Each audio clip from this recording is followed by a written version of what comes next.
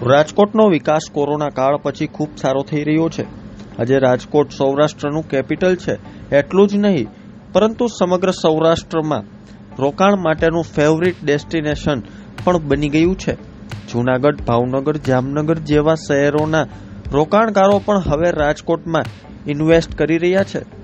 શહેરની આસપાસના લોકો પોતાના બાળકોના ભવિષ્ય માટે, એજ્યુકેશન અને વ્યવસાય માટે રાજકોટમાં વસવાટ કરવાનું પસંદ કરી રહ્યા છે।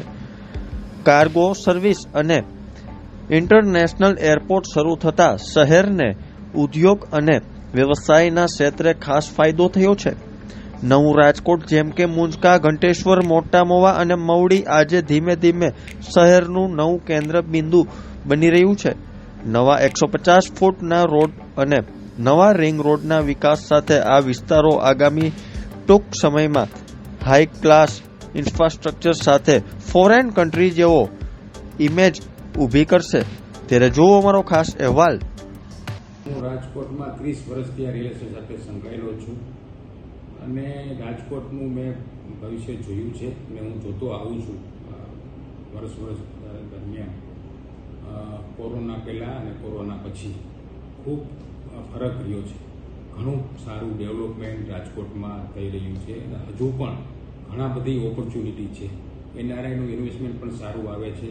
સૌરાષ્ટ્રનું કેપિટલ હોવાને કારણે આજુબાજુના જે સેન્ટર છે આપણા જૂનાગઢ, આ સાઈડ આપણે સોમનાથ, આપણે જામનગર, ભાવનગર, એ પણ એ લોકોને રાજકોટનું ઇન્વેસ્ટમેન્ટ આવે છે।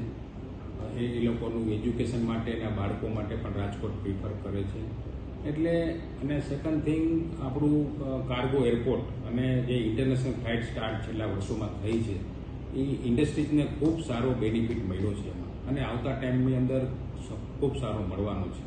એટલે બધા એંગલથી આપણે આમ જોઈએ તો રાજકોટનું રિયલ એસ્ટેટ ફ્યુચર ખૂબ સારું છે અને સારું રહેવાનું છે। અત્યારે આપણે વાત કરું કે જે નવું રાજકોટ જે છેલ્લા ટાઈમની અંદર 2 વર્ષ પહેલાં જે ગામ કોર્પોરેશનમાં પડ્યા, જે આપણે મોટા મવા, મવડી, મુંજકા, ઘંટેશ્વર આદિ 5-6 ગામ છે જે સેકન્ડ રિંગ રોડની નજીક, કે જે જૂના રાજકોટને ટચમાં છે અને સેકન્ડ રિંગ રોડથી નજીક છે, હાવ ક્લોઝ।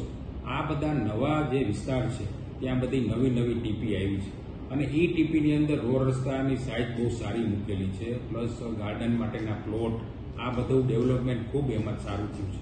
એટલે આ બધા વિસ્તાર છે આવતા ટાઈમમાં ખૂબ સારા ડેવલપમેન્ટ થાય છે અને ફ્યુચરમાં પણ હજુ પણ સારા ડેવલપમેન્ટ થશે। હજી 4 ટ્રેક રિંગ રોડનું કામ ચાલુ છે। એ જેવો 4 ટ્રેક રિંગ રોડ બનશે એટલે આપણું ન્યૂ રેસકોર્સ સુધી આમ ગોંડલ રોડ ને ટચ જે થાય છે, જામનગર રોડથી લઈને ગોંડલ રોડ, એ આખો બોર્ડર આવતા ટાઈમમાં તમે 5 વર્ષ કે 10 વર્ષની અંદર પૂરી સ્કાયલાઇન અને ફૂલ ડેવલપમેન્ટ આ વિસ્તારમાં રહેવાનું છે 100%। કારણ કે ફોરેન જેવું જે સ્કાયલાઇન તમે જોવો છો, નવા આપણા GDCRની અંદર મોટા રોડ ઉપર મોટી હાઇટવાળા બિલ્ડિંગની પરમિશન આપી છે। તો આ બધા બિલ્ડિંગો નવી ટેકનોલોજીવાળા અને બહુ નેક્સ્ટ લેવલ જે આપણે આજે ફોરેન, બોમ્બે અને જે આપણે જોઈએ છે એવું આપણું રાજકોટનું પણ આપણે આવતા ટાઈમમાં જોઈ શકશું। તહેવારનું ટાઈમ નજીક આવી રહ્યો છે, બુકિંગની વાત કરીએ તો રિયલ એસ્ટેટના લોકોનું કેવી રીતે? ના, 100% તહેવાર ટાઈમે અને મોન્સૂન સારું છે એટલે અત્યારે ખૂબ સારું બુકિંગ મળતું હોય છે। અત્યારે જેમ જન્માષ્ટમી આવશે, નોરતા આવશે, એમ બુકિંગ અમારું વધતું જતું હોય છે। અત્યારે પણ બુકિંગનો રિસ્પોન્સ ખૂબ સારો છે અને દિવાળી સુધીમાં અમે આશા રાખીએ કે ખૂબ સારી રીતે બધું બુકિંગ કોમર્શિયલની અંદર, રેસિડન્સની અંદર મળવાનું છે અને અત્યારે પણ અમને અત્યારે આ જે સ્ટેજે બુકિંગ મળે છે એટલે અમે નોરતા અને દિવાળી ઉપર અમે સારું બુકિંગ જોઈ રહ્યા છીએ। અને બીજું કેન્દ્ર સરકારે જે આ લોનનું જે બેનિફિટ આપ્યો છે, જે રેટ ઓફ ઇન્ટરેસ્ટનો, એનાથી પણ માર્કેટમાં ઘણું ઇમ્પ્રુવમેન્ટ થયું છે।